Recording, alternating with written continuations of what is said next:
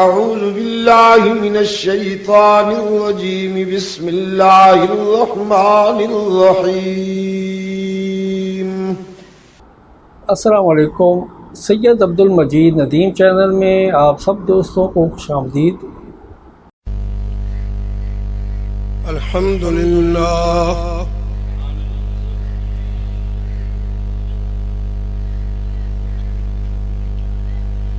نحمده ونستعينه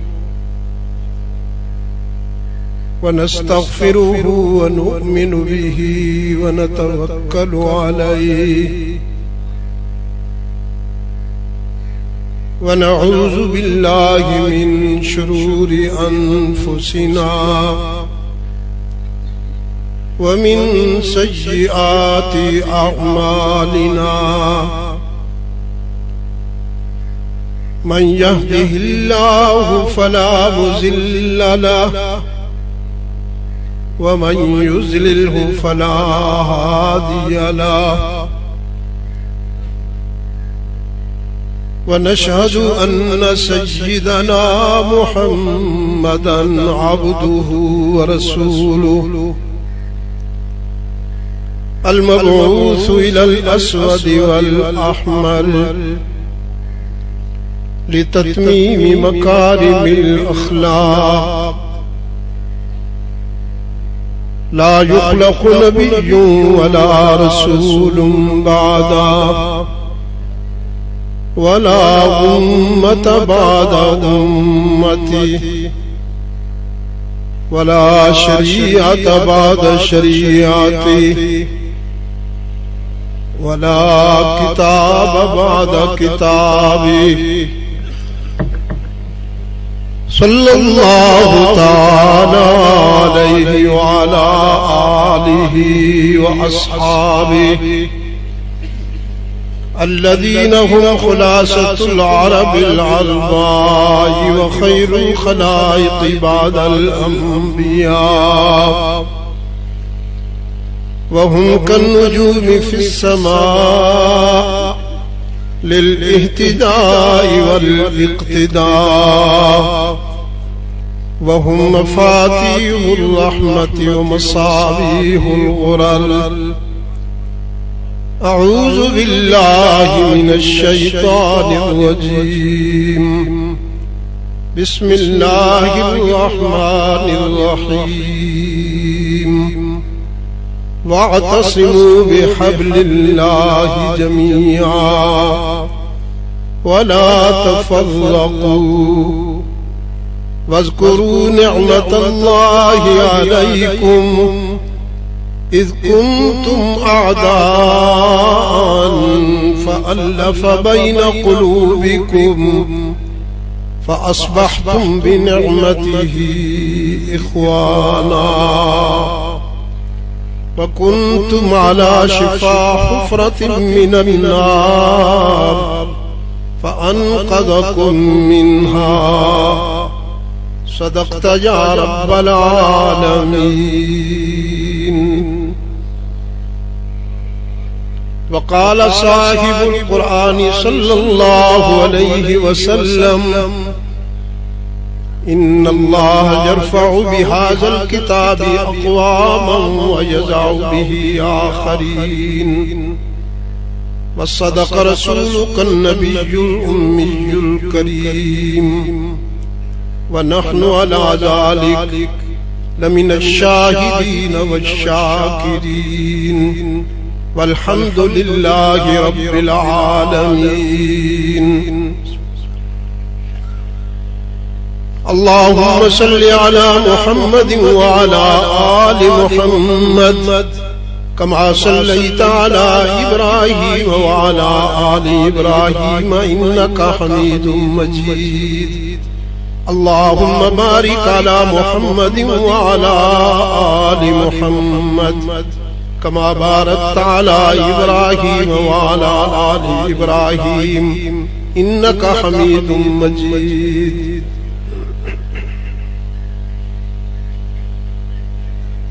محترم علماء کرام، اکابرین مجلس، بھائیو عزیزو،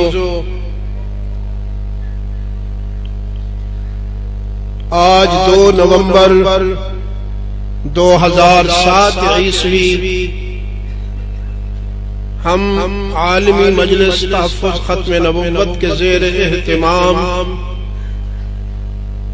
26ویں سالانہ ختم نبوت کانفرنس میں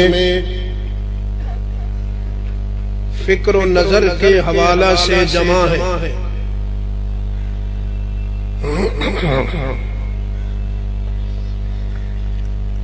کل سے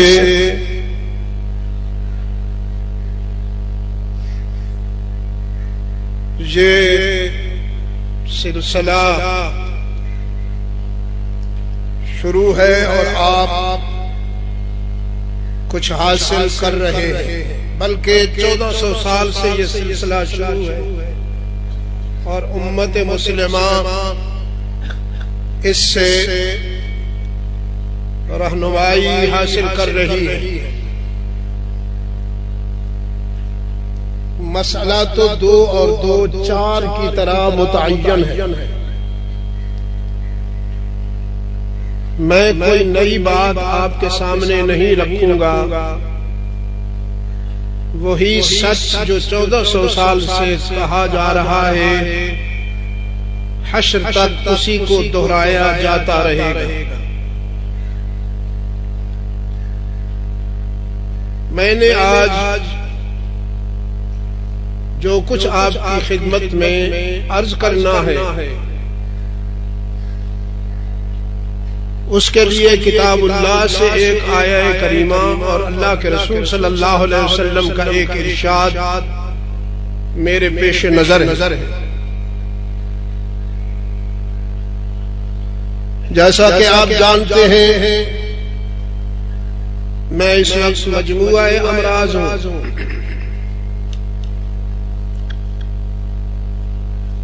ہمارے مخدوم زادہ عزیز مکرم عزیز احمد سلمہ اللہ تعالی کا حکم ہوا، پھر حضرت کا بھی حکم ہوا، اللہ انہیں صحت اور سلامتی کے ساتھ تا دیر اس دنیا میں ہمارے لیے، اس امت کے لیے، اس عقیدہ کے لیے اور اس جدوجہد کے لیے زندگی عطا فرمائے۔ جس حالت میں بھی ہوں حاضر ہوں، جسمانی طور پر تو ضعیف ہوں، لیکن نہ میرا عقیدہ ضعیف ہے نہ میرا فکر ضعیف ہے۔ میں اپنے عقیدہ اور فکر کی توانائی لے کر آپ کی خدمت میں حاضر ہوا، اور آج میری تقریباً گھنٹہ سوا گھنٹہ کی گزارشات اس کانفرنس کے اہداف میں سے پہلے ہدف سے متعلق ہے۔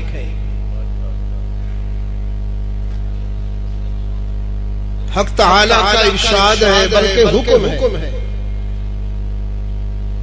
وَاعْتَصِمُوا بِحَبْلِ اللَّهِ جَمِيعًا۔ اللہ کی رسی کو، حبل اللہ کو مضبوطی سے پکڑ لو، وَلَا تَفَرَّقُوا، تفرقوں میں نہ بٹ جاؤ، وَاذْكُرُوا نِعْمَةَ اللَّهِ عَلَيْكُمْ، اللہ کی اس نعمت کو یاد کرو، اذ کنتم اعداء، جب تم ایک دوسرے کے دشمن تھے، فألف بین قلوبکم، پھر اس نے تمہارے دلوں میں محبت پیدا کر دی، تم تو دشمن بن کر سوئے تھے، اللہ نے تمہیں دوست اٹھایا، اور تم آگ کے گڑھے کے کنارے پر تھے، اللہ نے تمہیں بچا لیا۔ لفظی ترجمہ، اور صاحب قرآن صلی اللہ علیہ وسلم کے ارشاد کا مفہوم کچھ اس طرح ہے کہ قرآن کے ذریعے کمزور مضبوط ہو جاتے ہیں اور کچھ بد نصیب قرآن کو چھوڑ کر اپنی توانائی اپنا استحکام کھو بیٹھتے ہیں. قرآن سے جڑ کر ان کے شہتیر بن جاتے ہیں اور قرآن کو چھوڑ کر شہتیر تنکوں سے بھی حقیر بن جاتے ہیں. حبل اللہ کیا ہے؟ جس کے اعتصام کا اللہ نے حکم دیا.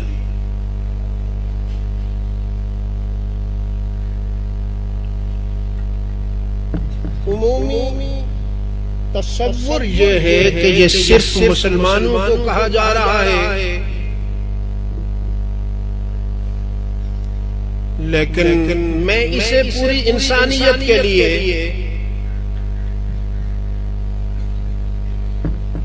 سوچتا ہوں. اسلام صرف مسلمانوں کا اتحاد نہیں چاہتا، اسلام بنی نوع انسان کو متحد دیکھنا چاہتا ہے. یہی وجہ ہے کہ قرآن کریم کا انداز خطاب یا ایھا الناس ہے، یا بنی آدم ہے، یا بنی اسرائیل. توریت کا خطاب تھا یا زبور کا خطاب تھا. یا ایھا الناس صرف قرآن نے کہا، یا بنی آدم قرآن نے کہا. وَإِذْ أَخَذَ رَبُّكَ مِن بَنِي آدَمَ قرآن نے کہا. سب کو اپنے آنگن کی فکر ہے، سب کو اپنے گھر کی فکر ہے. قرآن کریم کو پوری انسانیت کی فکر. اقبال نے کہا جب اقوام متحدہ بنی، مکہ سے جنیوا کو یہ پیغام ہے پیغام. مکہ سے جنیوا کو یہ پیغام ہے پیغام. جمعیت اقوام یا جمعیت آدم.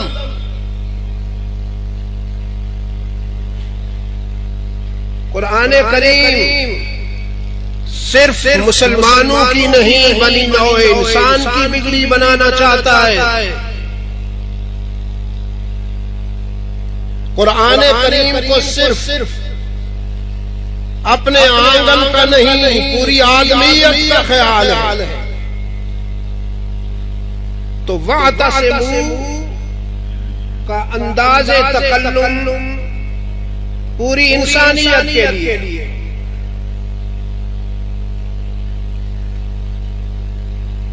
مفسرین نے اس حوالے سے مختلف آراء پیش کی. کچھ نے لکھا قرآن کریم اس سے مقصود ہے، کچھ کہتے ہیں دین اسلام مقصود ہے. میں کہتا ہوں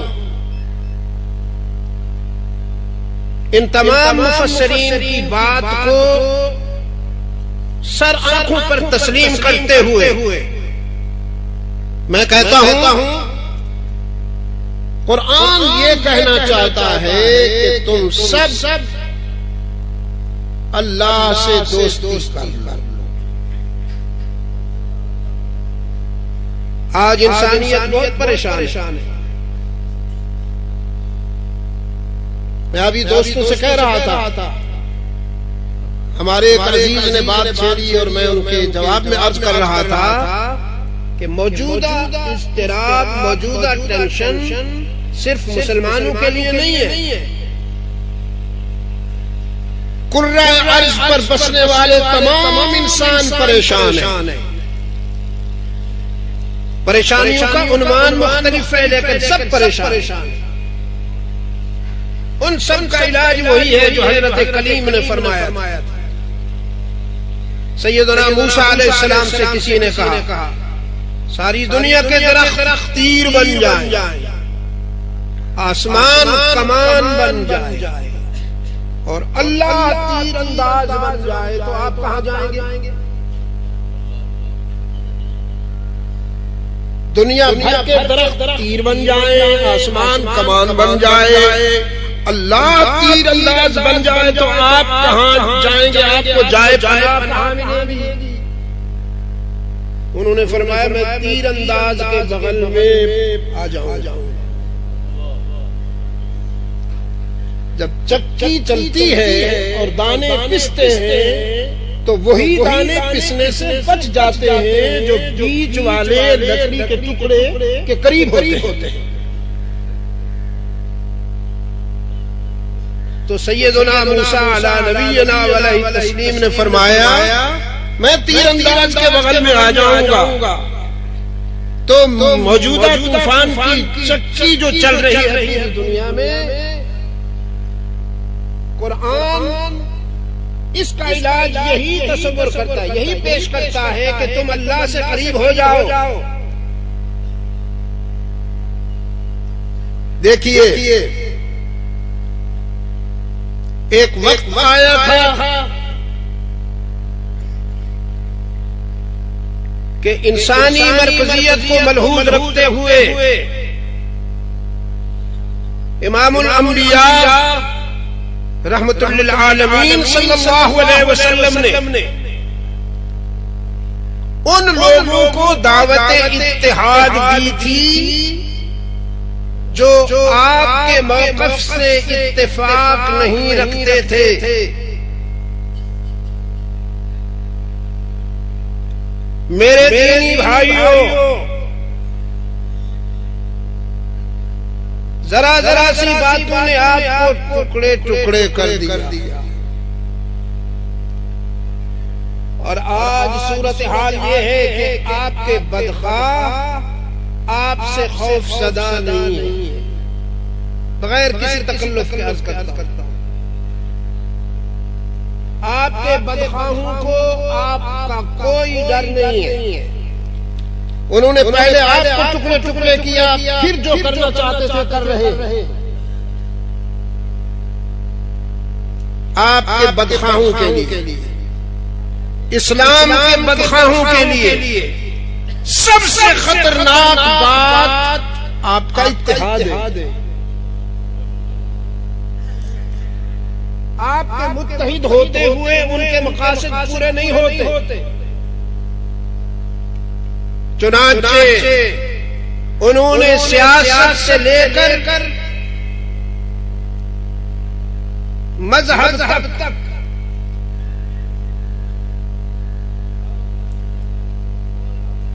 تعلیم گاہوں سے لے کر مسجد تک تفریق اور انتشار کے شعلوں کو ہوا دی۔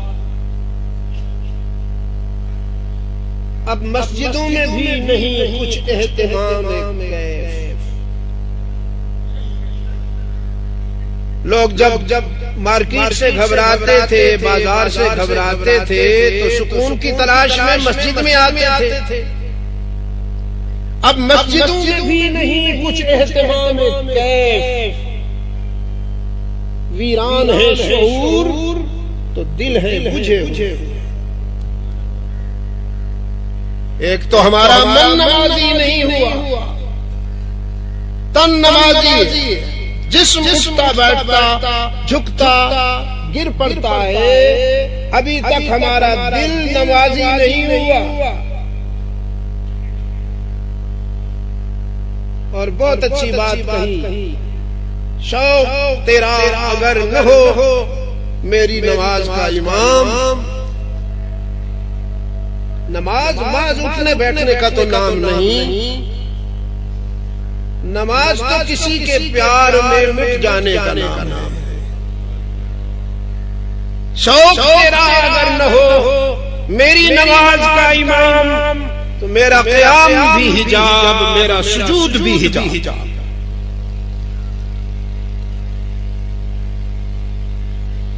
تو مسجدوں سے سکون ملتا تھا، اب وہ بھی نہیں ملتا۔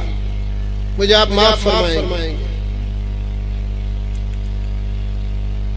میں اس کا الزام کس کو دوں؟ خود کو دیتا، کسی اور کو نہیں دیتا۔ ہمارے اندر وہ محبوبیت نہیں رہی۔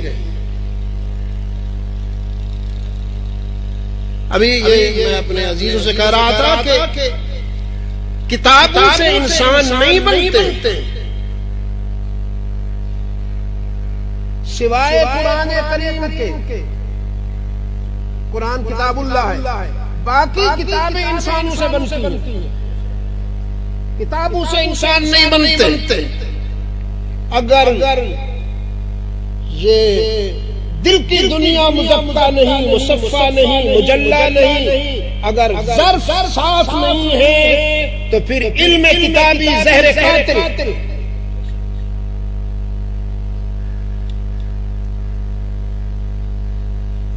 دوستو،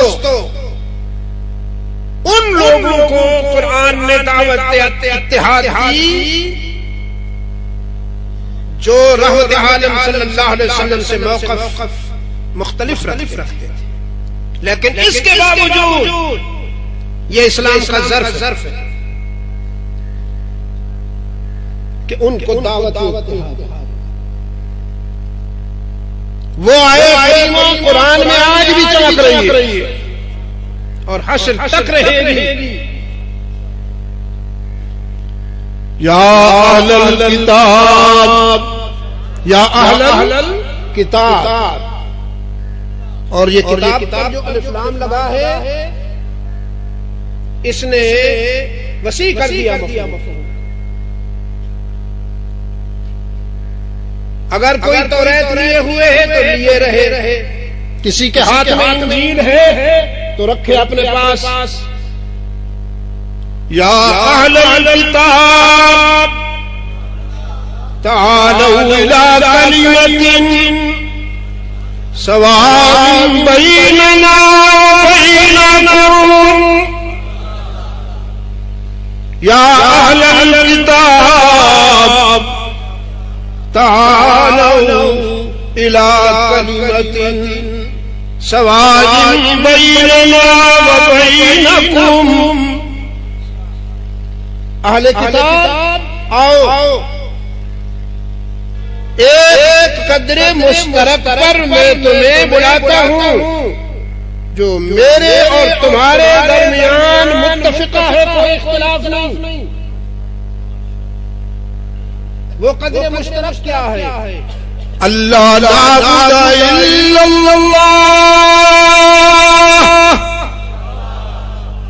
دیکھا آپ نے، یہ عبد المجید نہیں بول رہا، یہ عبد المجید کا عقیدہ بول رہا، یہ عبد المجید کا فکر بول رہا، ورنہ اس کا حال یہ ہے کہ سلام کا جواب دینا بھی میرے بس میں نہیں۔ تعالوا الی کلمۃ سواء بیننا وبینکم الا نعبد الا اللہ۔ یہ ہے حبل اللہ، ولا نشرک به شیئا ولا يتخذ بعضنا اربابا من دون اللہ۔ آؤ اہل کتاب، ہم یکجا ہو جائیں، ہم متفق ہو جائیں اس سچ پر، اس صداقت پر کہ اللہ کے سوا کوئی معبود نہیں۔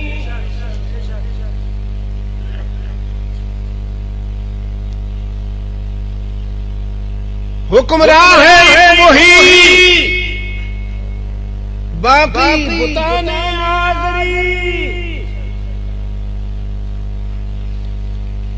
اللہ نعبد الا اللہ۔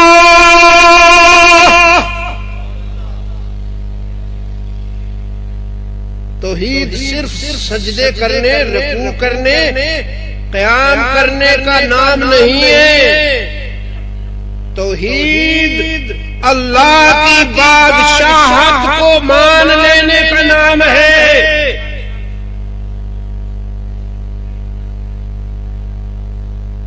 حکمراں ہے وہی، یا صاحب السجن، یہ ٹکڑا ہے،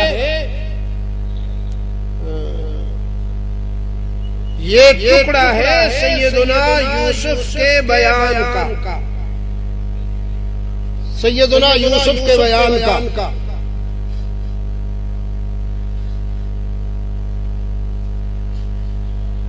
جب جیل میں بیٹھے تھے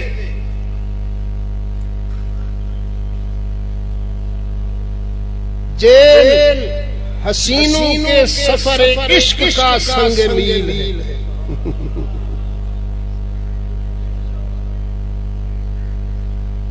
اگر کسی کو حسین بننا ہے، کسی کو محبوب بننا ہے، اگر یوسف بننا ہے تو پھر ان مرحلوں سے گزرنے کے لیے بھی خود کو تیار کر لینا ہوگا۔ جیل میں بیٹھے ہیں تو نوجوان بھی آلریڈی موجود پہلے سے دونوں پر الزام تھا کہ انہوں نے بادشاہ کے خلاف سازش کی،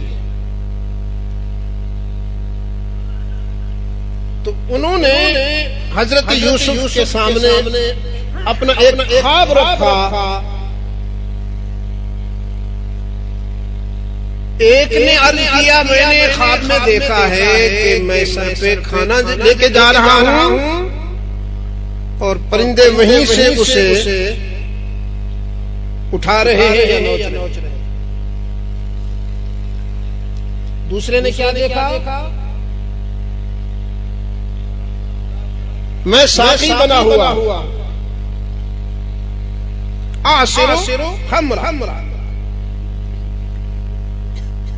دونوں کے خواب کی اہمیت کو پیغمبر کی بصیرت نے سمجھ لیا اور یہ بھی اندازہ فرما لیا کہ یہ پوری طرح متوجہ ہیں، آپ ہیں ذہنی بیمار، دونوں ذہنی بیمار ہیں، عقیدہ صحیح نہیں ہے دونوں کا، لیکن اس وقت متوجہ ہے، انسان کی فطرت ہے، جب اس کو مطلب ہوتا ہے تو بات بڑے غور سے سنتا ہے، اور جب مطلب نہیں ہوتا تو پھر میرے پاس وقت نہیں۔ جب صاحب کو ووٹ لینا ہوتا ہے تو وہ آپ کے دروازے پہ آتا ہے، اور آپ کے کئی سال پہلے وفات پا جانے والے والد یا چچا یا ماموں یا عزیز کی موت پر آپ کو تعزیت کہتا ہے، میں نے ابھی سنا ہے، مجھے افسوس ہے۔ اور جب وہ منتخب ہو جاتا ہے تو پھر آپ کا فون بھی نہیں سنتا، اس کا کرائے کا نمائندہ جو بیٹھا ہوتا ہے فون پر وہ کہتا ہے صاحب باتھ روم میں ہے یا میٹنگ میں ہے۔ جب وہ آپ کے دروازے پہ آیا تھا تو اس کا مطلب تھا، جب آپ اس کو فون کر رہے ہیں تو کوئی مطلب نہیں ہے، پھر وہ آپ کا فون نہیں سنتا۔ یہ انسان کی فطرت۔ تو سیدنا یوسف نے دیکھا متوجہ، فرمایا اچھی بات ہے، تمہارے خوابوں کی تعبیر تو بتاؤں گا لیکن پہلے اپنا فرض ادا کروں گا۔ میں کہا کرتا ہوں تبلیغ پہلے ہوگی، تعبیر بعد میں۔ موقع مل گیا نا کہ اب جو کہوں گا توجہ سے سنیں گے۔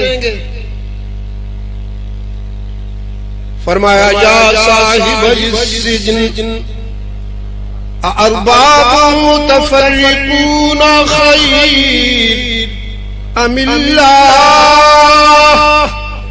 الواحد القہار۔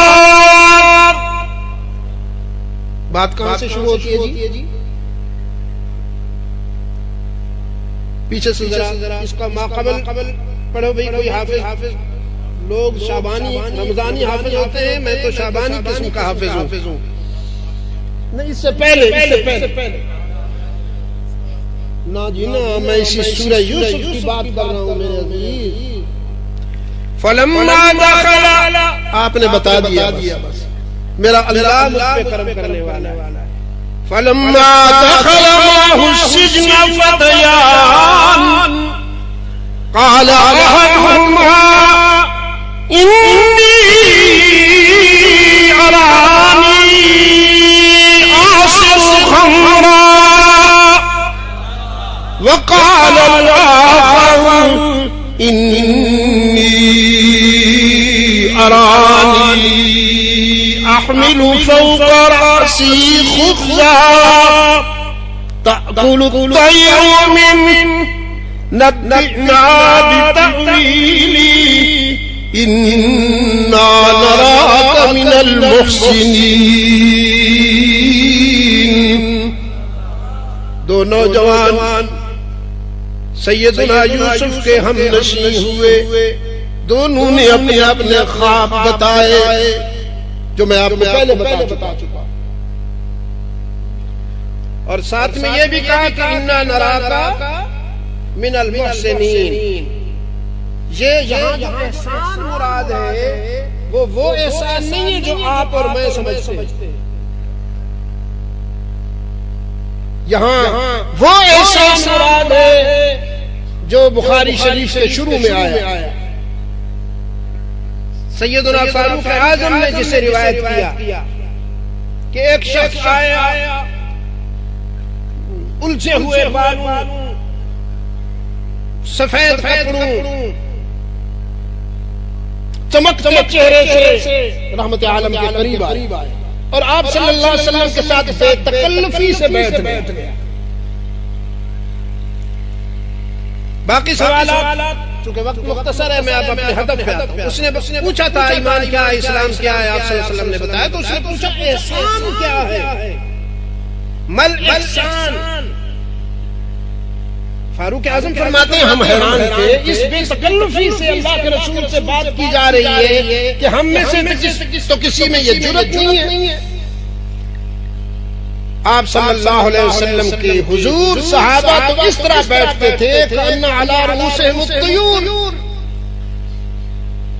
کہ ان میں حرکت کرنے کی بھی ہمت نہیں ہوتی تھی، جیسے ان کے سر پہ پرندے بیٹھے ہوں، ہلے تو اڑ جائیں گے. اب یہ بے تکلفی کے ساتھ بیٹھا ہے اور پوچھ رہا ہے کون. بہرحال یہ بات ہوگی بات.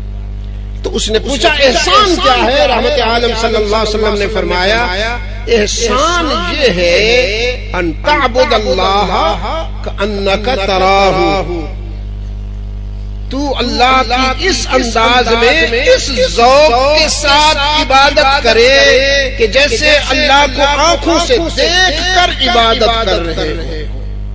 اللہ تمہارے سامنے اور تم عبادت کر رہے ہو. فَإِن لَمْ تَكُنْ تَرَاهُ، لیکن اگر ایسا نہیں ہے فَإِنَّهُ يَرَاكَ، پھر اس میں تو کوئی شک نہیں ہے کہ وہ تو تمہیں دیکھ رہا ہے.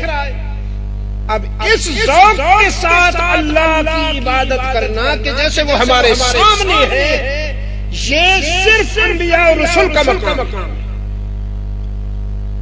انبیاء اور رسول کو یہ مقام ملتا ہے کہ وہ اللہ کی عبادت اس ذوق کے ساتھ کرتے ہیں.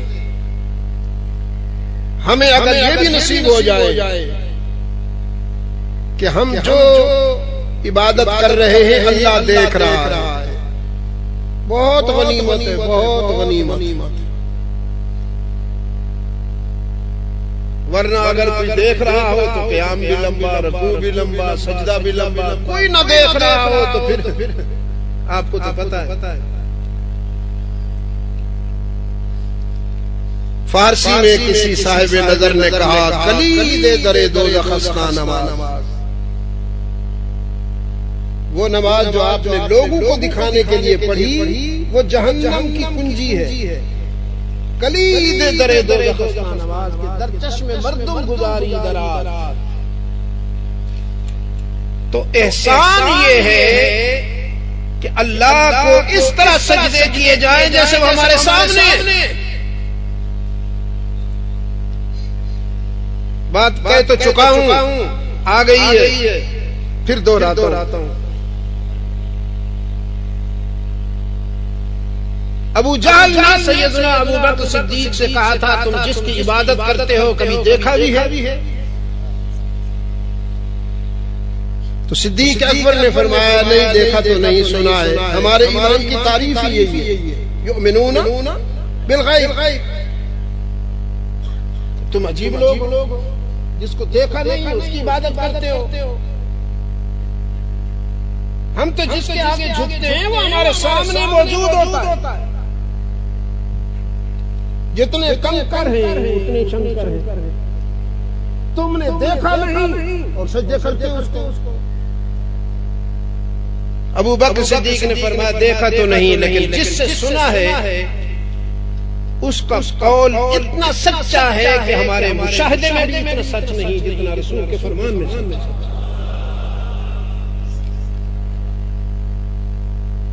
ہم اپنے رب کو آنکھوں سے دیکھتے تو آنکھوں سے دیکھ کر ہمیں ایمان و یقین کا وہ مقام نصیب نہ ہوتا جو رحمت للعالمین کی زبان سے سن کر نصیب ہوا ہے۔ اس لیے کہ ہماری آنکھیں دیکھنے میں غلطی کر سکتی ہیں، رحمت عالم کی زبان بولنے میں کوتاہی نہیں کر سکتی۔ ہمارے مشاہدے میں امکان کذب ہے، رحمت عالم کے ارشاد میں امکان کذب نہیں ہے۔ یہ مقام بھی ابو بکر کا۔ تو انا نراک من المحسنین، اس کے کیا معنی ہوئے؟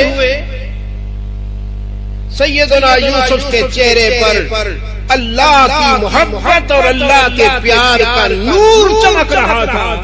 اس روشنی کو دیکھ کر ان نوجوانوں نے کہا ہمارے خوابوں کی تعبیر بتائیے۔ قال لا يأتيكما طعام ترزقانه إلا نبأتكما۔ اچھی بات بتاتا ہوں، تمہارا کھانا آنے سے پہلے بتا دوں گا،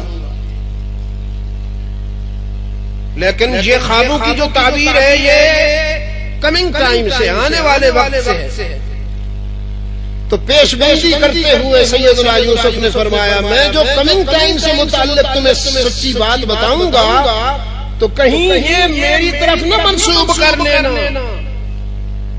کہ میں آنے والے وقت کی باتیں بھی جانتا ہوں۔ ذالکما مما علمنی ربی،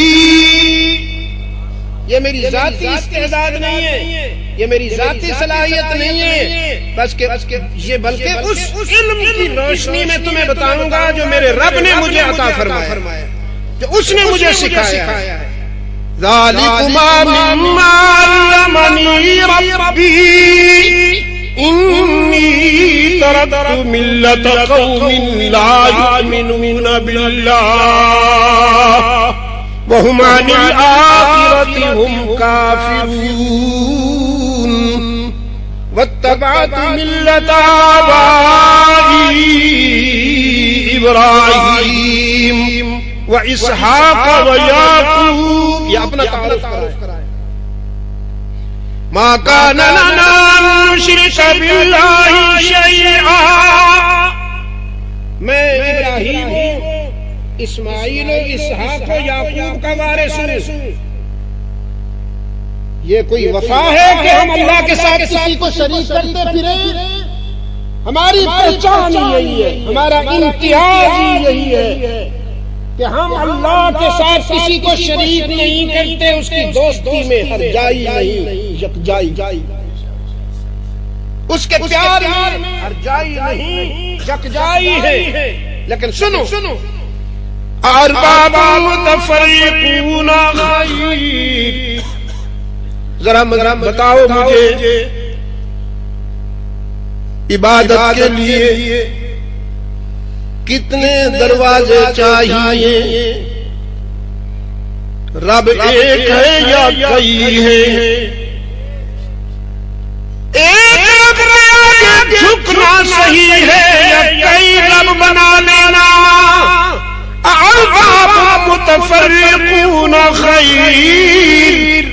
ام اللہ الواحد القہار، یا ایک اللہ جو واحد ہے اور قہار۔ آگے چل کے فرمایا ذالک الدین القیم، یہی دین قیم ہے کہ اللہ کی بادشاہت کو دل سے مانا جائے اور اسی کی حکمرانی میں زندگی گزاری۔ تو حبل اللہ کیا ہے؟ اللہ نعبد الا اللہ ولا نشرک به شیئا ولا يتخذ بعضنا بعضا اربابا من دون اللہ، اللہ کے ساتھ کسی کو شریک نہ بنانے کا عہد کریں اور اس کے سوا کسی کو رب نہ مانے، داتا نہ مانے، حاجت روا مشکل کشا نہ مانے۔ یہ حبل اللہ۔ اور میرے بھائیوں اور عزیزوں، شاید میری گزارش یاد ہو، میں کہا کرتا ہوں توحید کی فطرت ہے وحدت۔ جس معاشرے میں توحید بیدار ہوتی ہے وہ معاشرہ متحد ہوتا ہے، اس کی فطرت میں وحدت ہے۔ اور جس معاشرے میں شرک آتا ہے وہ معاشرہ ٹوٹ پھوٹ جاتا ہے۔ توحید جوڑتی ہے اور شرک توڑتا ہے۔ بہت ساری کمزوریوں کوتاہیوں کے باوجود انسانی سوسائٹی، انسانی معاشرہ جہاں اللہ کی توحید بیدار ہوگی وہاں اتحاد ہوگا۔ بہت ساری انسانی کمزوریوں کوتاہیوں کے باوجود توحید کے فیض سے اتحاد ہوگا، یگانگت ہوگی۔ خدا نخواستہ اگر شرک کے جراثیم آئے تو وہ بہت ساری خوبیوں کے ہوتے ہوئے بھی معاشرہ ٹوٹ جائے گا۔ وَاعْتَصِمُوا بِحَبْلِ اللَّهِ، یہ اس کا حکم ہے کہ تم حبل اللہ کو بالنواجذ مضبوطی کے ساتھ تھام لو اور متفرق نہ ہو جاؤ۔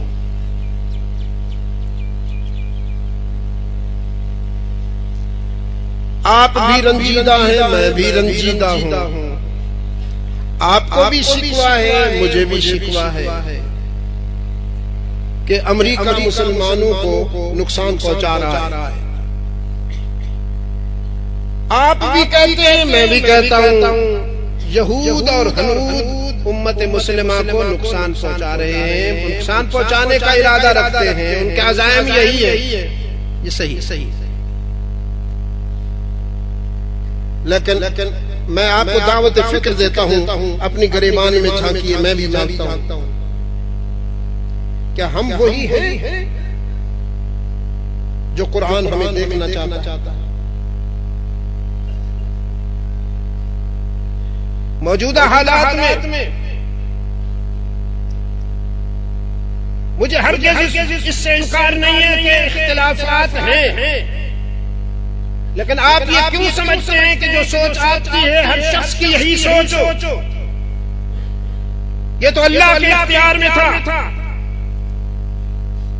لَجَعَلَ النَّاسَ أُمَّةً وَاحِدَةً، وہ پوری انسانیت کو ایک نقطے پر متحد کر دیتا ہے، اس کے اختیار میں تھا، لیکن اس نے گلشن انسانیت میں گلہائے رنگا رنگ رکھے۔ پھول لایا ہے تو کانٹے بھی لائے، پھولوں کے ساتھ کانٹے گوارا کرنا فطرت ہے۔ آپ میں بھی اختلافات ہوتے ہیں، لیکن وہ اختلافات مخالفت کا رنگ کیوں اختیار کر لیتے ہیں؟ آپ اشتعال میں، غیظ میں مغلوب ہو کر ایک دوسرے کو برداشت نہیں کرتے، اور جو آپ کا مرکزی ہدف ہے وہ خطرے میں پڑ جاتا ہے۔ میری سمجھ میں یہ بات نہیں آتی۔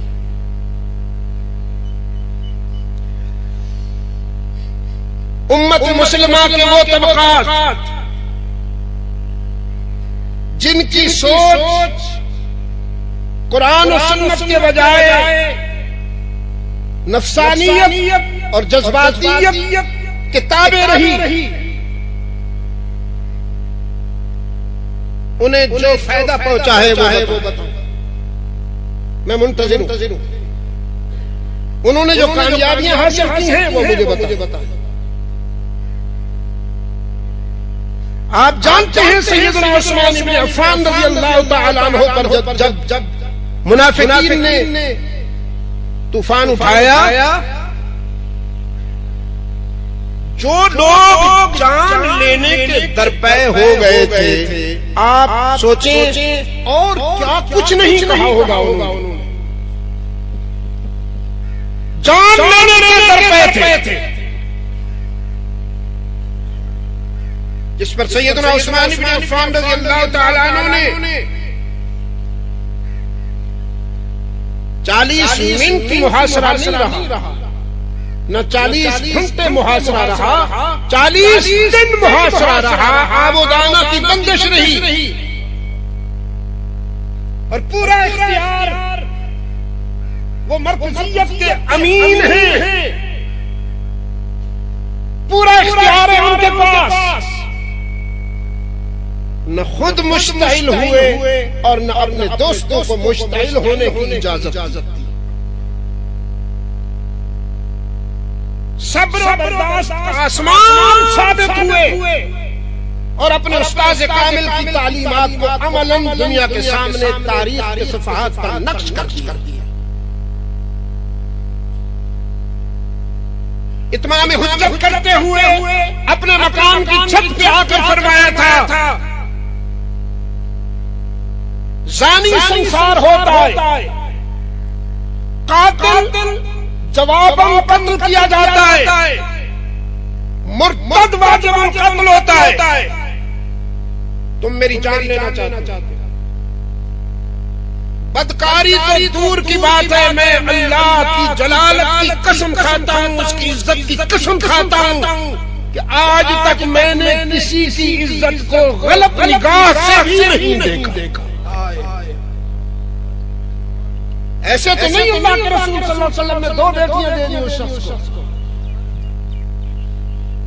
داماد کس کو بنایا جاتا ہے یہ کسی بیٹی والے سے پوچھو، اور رسول اکرم صلی اللہ علیہ وسلم نے ایک بیٹی دی، اس کے انتقال کے بعد دوسری بیٹی دی، دوسری کے انتقال پہ فرمایا اگر مجھے اللہ نے اور بھی بیٹیاں دی ہوتی تو عثمان شکے بعد دیگرے میں وہ بھی تیرے نکاح میں دے کر مطمئن ہوتا۔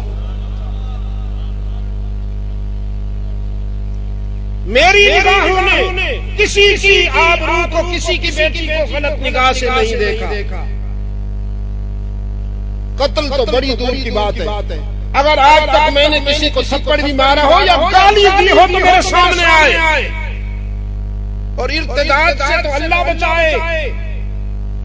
اشہد ان لا الہ الا اللہ واشہد ان محمدا عبدہ ورسولہ پڑھ کر فرمایا میرے ایمان میں کوئی کمی نہیں آئی، بلکہ ابتلاء و آزمائش کے ان مرحلوں سے گزرتے ہوئے میرا ایمان اور مستحکم ہوا۔ میں اللہ کو وحدہ لا شریک لا مانتا ہوں، اور اس کے آخری نبی کو رحمت للعالمین صلی اللہ علیہ وسلم کو آسمان ہدایت کا سراج منیر اور عرش بری کا آخری نمائندہ سمجھتا ہوں۔ اب بتاؤ کیوں میری جان لینا چاہتے ہو؟ منافقین کے پاس کوئی جواب نہیں، اور یہ بھی میں آپ کو بتا دوں، منافق اور حاسد یہ کبھی دلیل سے مطمئن نہیں ہوتے۔ کافر دلیل سے مطمئن ہو جاتا ہے، مشرک دلیل سے مطمئن ہو بھی جاتا ہے، بدل بھی جاتا ہے، لیکن منافق اور حاسد کبھی دلیل سے نہ مطمئن ہوتے ہیں نہ بدلتے، اس لیے کہ کافر اور مشرک نظریاتی گمراہ ہوتا ہے، منافق اور حاسد مفادات کا اسیر ہوتا ہے۔ کافر اور مشرک کا دماغ ٹھوکر کھاتا ہے، حاسد اور منافق کی انتڑیاں مفادات سے بندھی ہوئی ہوتی ہیں، وہ کبھی دلیل سے مطمئن نہیں ہوتے۔ سیدنا عثمان ابن عفان رضی اللہ تعالی عنہ بغیر کسی تکلف کے ذبح ہو گئے، اور انسانی تاریخ میں سیدنا حابیل کے بعد یہ پہلا شخص ہے جس نے حوصلہ اور صبر کی وہ مثال قائم کی کہ انسانیت کا حشر اس کا احترام کرنے پر مجبور ہے۔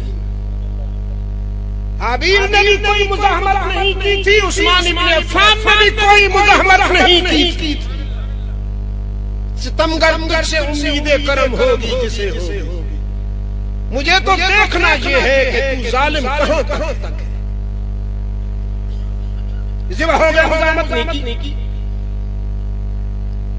حالات اس قدر سنجیدہ ہونے کے باوجود وہ اپنے ہدف کو نہیں بھولے اور نفسانیت کے اسیر نہیں ہوئے۔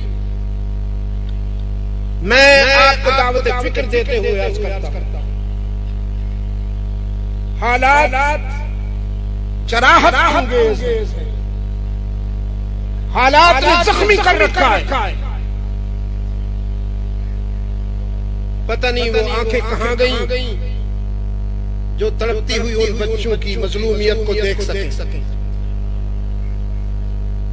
جن کے لاشیں ابھی تک بے گور و کفن پڑے ہوئے، وہ کان کہاں گئے جو بہنوں کی آہیں اور چیخیں سن سکے، وہ دماغ کہاں گئے جو اس صورتحال پر غور کر سکے اور سوچے کہ مارنے والا بھی کلمہ گو ہے، مرنے والا بھی کلمہ گو ہے، کون فاتح ہے کون مفتوح ہے۔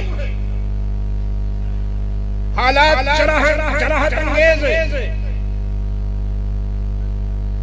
دشمن اپنے گھر میں خوش ہے کہ میں نے مسلمانوں کو باہم دست و گریباں کر کے سوکھے پتے کی طرح بے وزن بنا دیا، یہ میرا کچھ نہیں بگاڑ سکتے۔ میں آپ کے اس فکری سفر میں ابھی میرا ایک عزیز کہہ رہا تھا نا کہ آپ اپنی اس مسکین جماعت کو ختم نبوت کو اس نے مسکین تحریک تحفظ ختم مجلس عالمی مجلس تحفظ ختم نبوت جو ہے آپ خود مسکین بنیے۔ ہمارے بھائی مولانا عزیز احمد صاحب، عزیز جالندری صاحب، مولانا اللہ صاحب شاہین، ہمارے یہ سب شاہین اپنے مسکین بنے، مجھے کوئی اعتراض نہیں ہے، لیکن عالمی مجلس تحفظ ختم نبوت میں نے اسی وقت ان سے عرض کیا کہ یہ مضبوط اور مستحکم سلسلہ ہے، اس کو آپ مسکین نہ کہیں، یہ پوری امت کا نمائندہ پلیٹ فارم ہے، آپ فرض کفایہ ادا کر رہے ہیں۔ میں سچ کہہ رہا ہوں، میرے سامنے تو آپ ہیں لیکن میں اس احساس کے ساتھ گفتگو کر رہا ہوں کہ پوری امت مسلمہ میری مخاطب ہے، اور مجھے اپنے رب پر پورا یقین ہے کہ جو کچھ میں کہہ رہا ہوں وہ میں نہیں کہہ رہا ہوں، وہ کہلوا رہا ہے۔ یہ آواز، یہ فکر، یہ موقف امت مسلمہ کا ہے، اس لیے یہ پلیٹ فارم مضبوط ہے، مستحکم ہے بحمد اللہ تعالی، اور اس کی پہچان یہ ہے کہ امت مسلمہ میں مرکزیت اور جمعیت کی اس وقت جو ضرورت ہے وہ ضرورت اسی پلیٹ فارم سے پوری ہوگی۔ چھوٹے چھوٹے اختلافات کو جن کا تعلق کتب خانوں سے ہے، جن کا تعلق لائبریریوں سے ہے، انہیں کتب خانوں اور لائبریریوں تک رہنے دو، خدا کے لیے عوام کے سامنے نہ لاؤ۔ باپ کا رخ ایک طرف ہے، بیٹے کا رخ ایک، کچھ بھائی ادھر ہیں کچھ بھائی ادھر، اور یہ اختلافات مسلمانوں نے مسلمانوں میں پیدا کیے. یہ کون سی کامیابی کا راستہ؟ اللہ کا حکم یہ ہے کہ تم اپنی شیرازہ بندی کرو، تم اپنی صفیں جوڑو، انتشار سے بچو، تفرقے سے بچو. جب تک انتشار اور تفرقے کو نہیں چھوڑو گے تمہاری بد نصیبی کا دن ختم نہیں ہوگا، اضافہ ہوتا چلا جائے گا. ساری مصیبتوں کا علاج اس وقت یہ ہے کہ تم متحد ہو جاؤ. اس ملک میں اسلام بھی اسی وقت آئے گا جب آپ متحد ہوں گے، ورنہ یہی ہوگا جو ہو رہا ہے. آپ تبدیلی چاہتے ہیں تو تبدیلی افراد سے نہیں آئے گی، تبدیلی اجتماعیت سے آئے گی. پہلے آپ اپنے آپ کو ٹھیک کریں، پھر وہ آپ کو بہتر حاکم عطا فرمائے گا. عام آدمی کا کیا حال ہے معاشرے میں؟ عام آدمی کا ماحول کو آپ دیکھیں، اس کے طرز حیات کو آپ دیکھیں.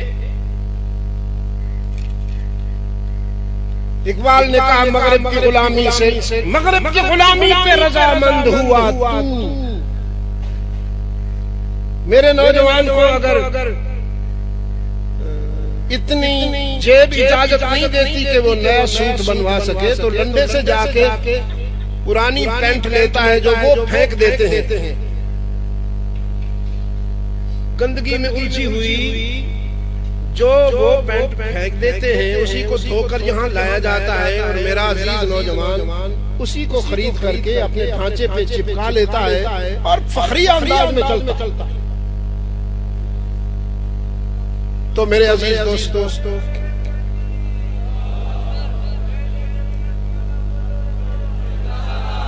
میں اپنے ہدف کو پورا کر چکا ہوں،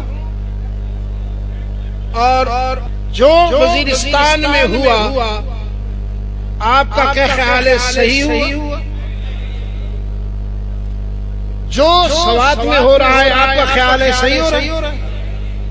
جو اسلام آباد میں ہوا لال مسجد میں یا جامع مسجد میں آپ کا کیا خیال ہے؟ صحیح ہوا؟ غلط ہوا؟ اس کو اگر آپ غلط سمجھتے ہیں تو پھر آپ اپنی صفوں میں اتحاد کریں. عالمی مجلس تحفظ ختم نبوت کے پلیٹ فارم سے آپ کو دعوت اتحاد دی جا رہی ہے. آپ کو اپنی صفیں مستحکم اور درست کرنے کی درخواست کی جا رہی ہے. آپ اپنی صف بندی کریں، شیرازہ بندی کریں.